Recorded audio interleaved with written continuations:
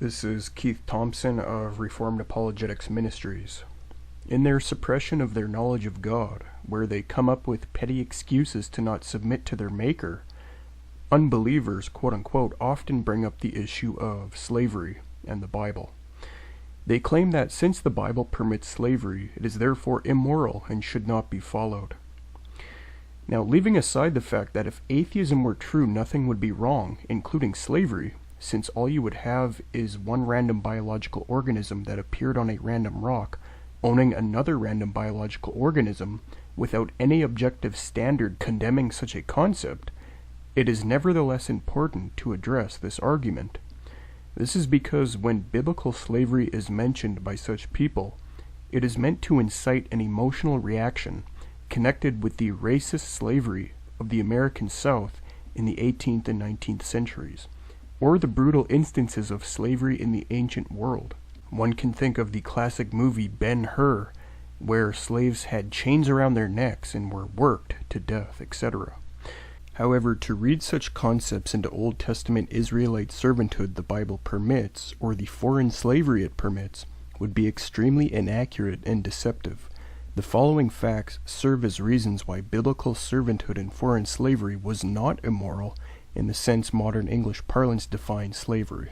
This video is protected under fair use for the purpose of criticism.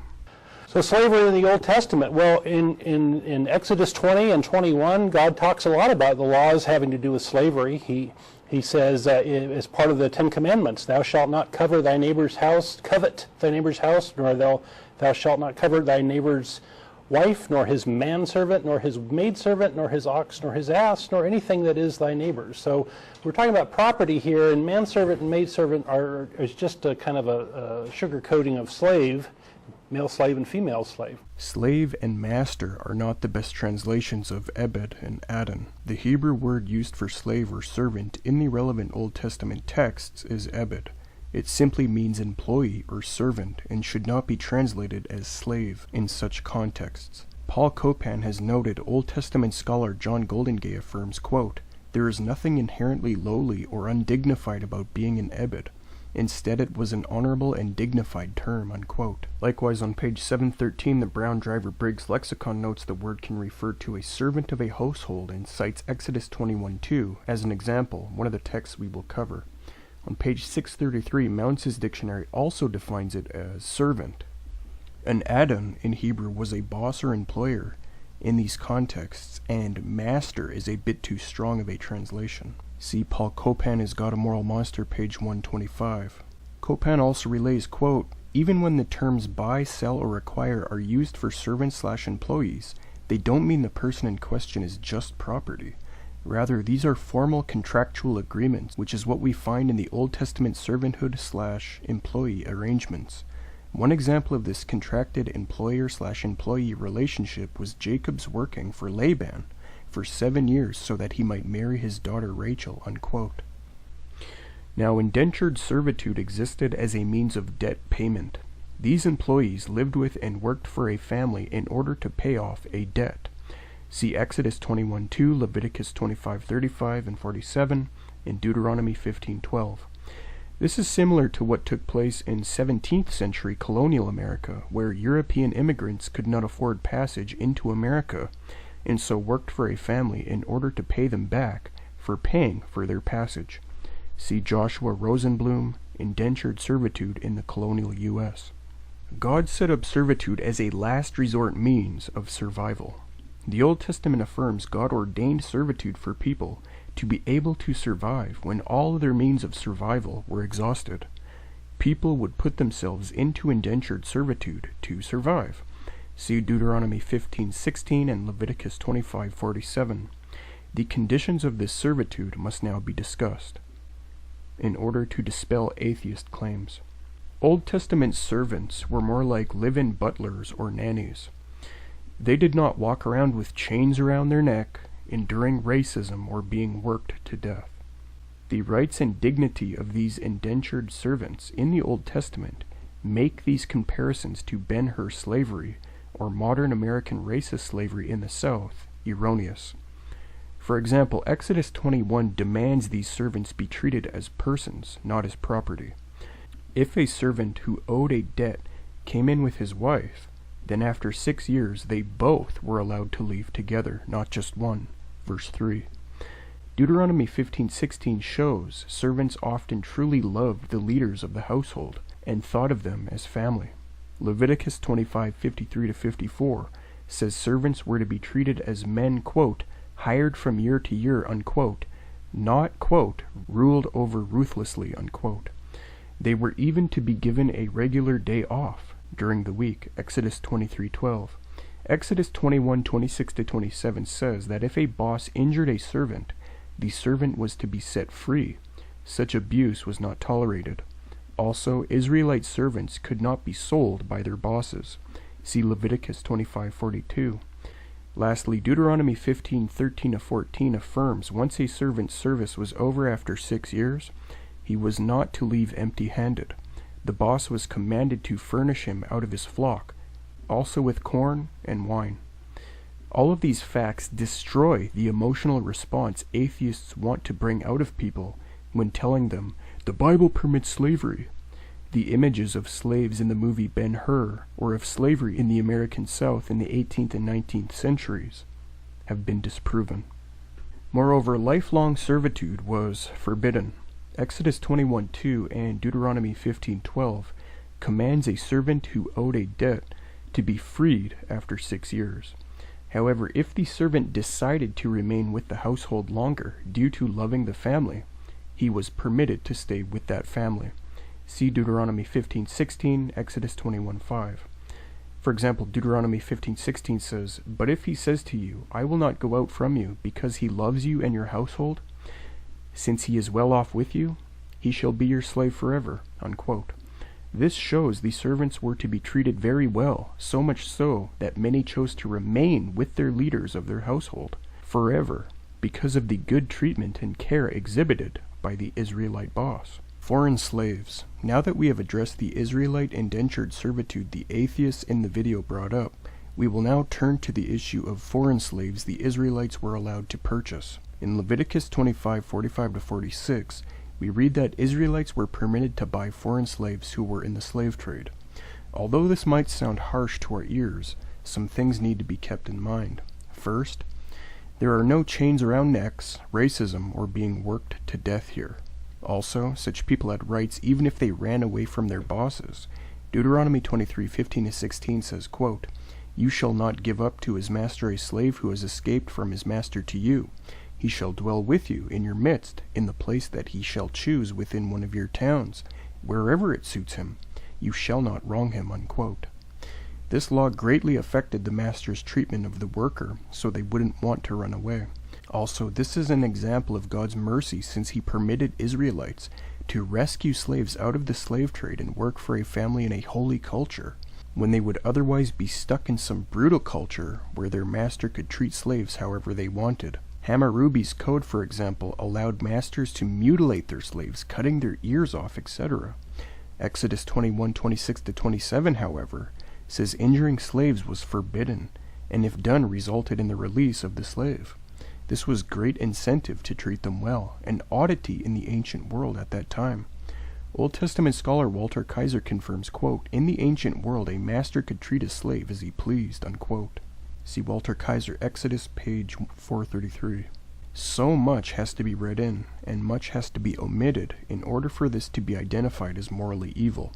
So while the unbeliever, though he has no moral basis to claim anything is actually wrong, claims this slavery was wrong, the fact is, it served as a way of rescuing those stuck in the slave trade, who would otherwise end up in a savage land being mutilated. The Hebrews were to treat these people well, on the other hand, and it was common understanding that the foreign slave could run away to another town for asylum in Israel, and would not be returned to his Israelite master.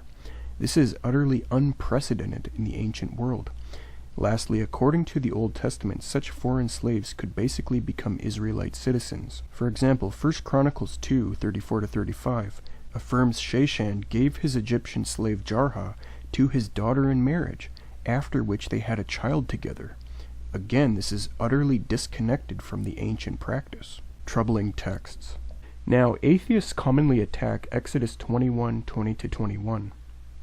Kinder and gentler. But in Exodus 21, 20 through 21, and if a man should smite his servant or his maid with a rod, and he die under his hand, he shall surely be punished. Notwithstanding, if he continue a day or two, he shall not be punished, for he is his money. So it's not good to beat your slave to death, but if you kill them indirectly, that's okay, because they're his money.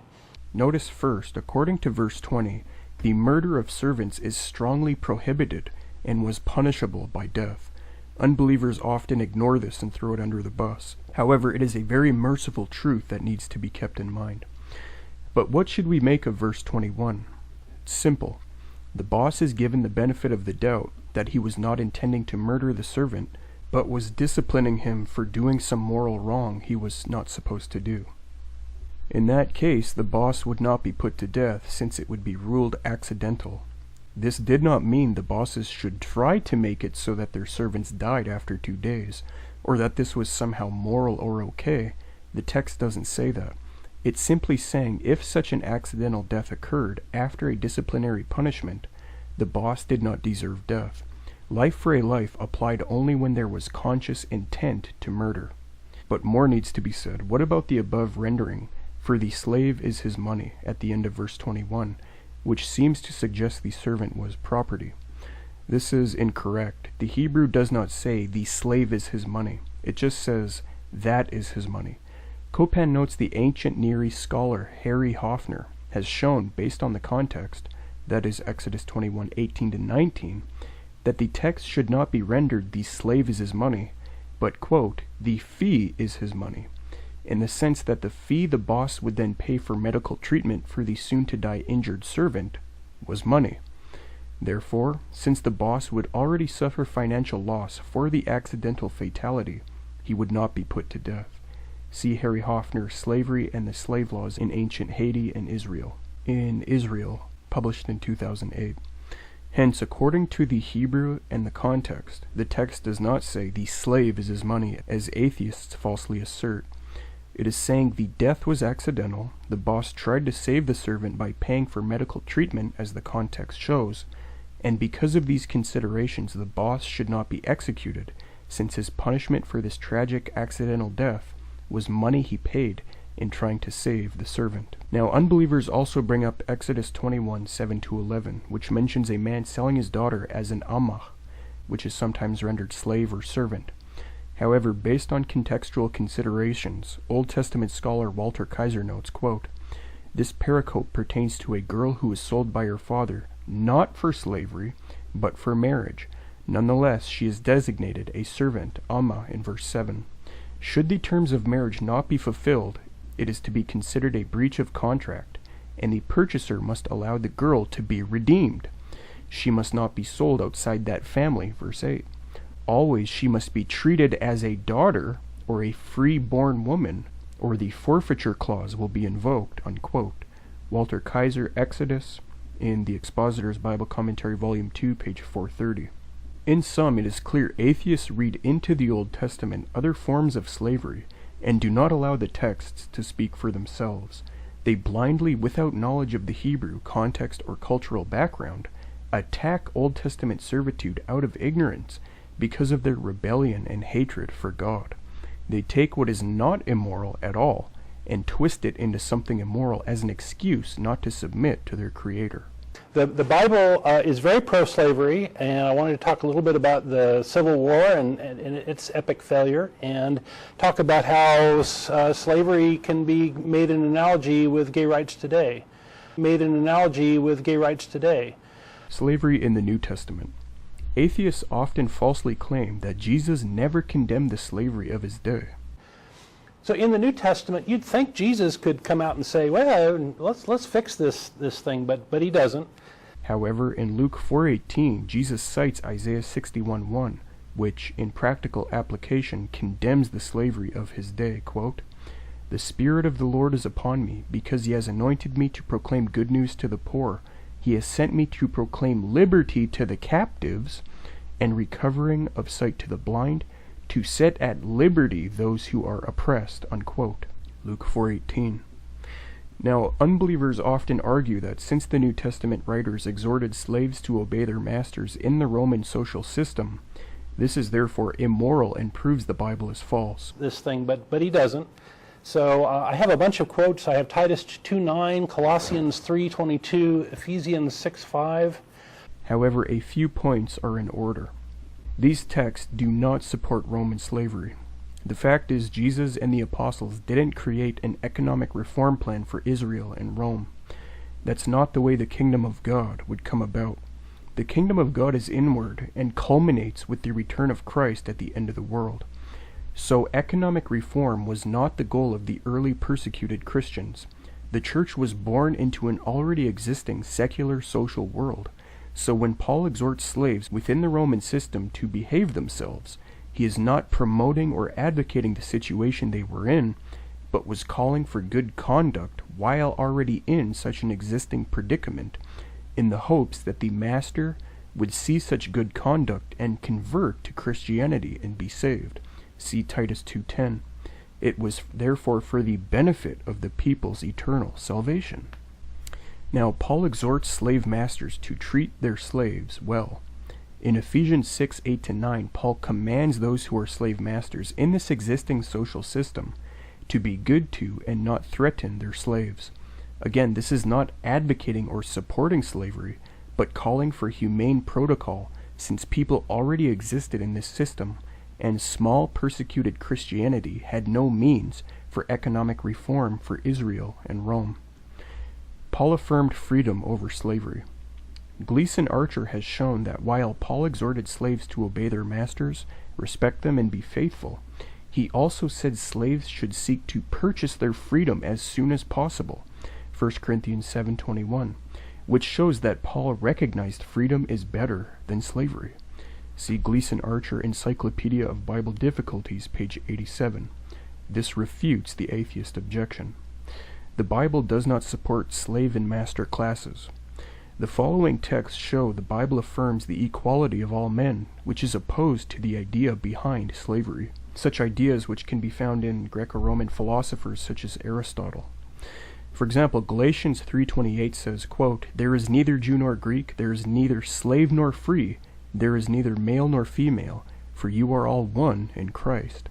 1 Corinthians 12:13 says, "For in one Spirit we were all baptized into one body, Jews or Greeks, slaves or free, and all were made to drink of one Spirit." Unquote. Colossians 3:11 says, "Here there is not Greek and Jew, circumcised and uncircumcised, barbarian, Scythian, slave, free, but Christ is all and in all." Unquote. In Colossians 4:1, Paul affirms both slaves and masters are equal, having a true master in heaven, and that masters on earth must not mistreat their slaves. Again, unbelievers do not mention this. They just assume Paul supported slavery, when really he was giving protocol for good conduct in the context of an already existing social system. That does not necessitate support. That would be like me exhorting homosexuals to wear protection and not spread AIDS. It wouldn't mean I support sodomy, it would just mean I am calling for protocol in an already existing situation. The New Testament writers, though they did not support these slave master classes, nevertheless did not call for violent uprising against Rome, because they did not want Christianity to be characterized or viewed as having that kind of emphasis. The Bible condemns slavery and the slave trade. In 1 Timothy 1:9-10, Paul castigates those who engage in slave trade in the context of his vice list of things to avoid. Why don't unbelievers ever mention this? Moreover, in Revelation 18:10-14, Babylon is rebuked and judged in the context of treating humans as cargo, trafficking slaves, and idolatrously and greedily making wealth with merchants. In sum, this is the other side of the story which militant atheists do not inform people about when they rant against the Bible on this issue. This is because they do not really care about truth. Their agenda does not allow them for careful and responsible handling of these issues. Credit is due to Paul Copan's book, Is God a Moral Monster?, for supplying me with many arguments I used. Thanks for watching.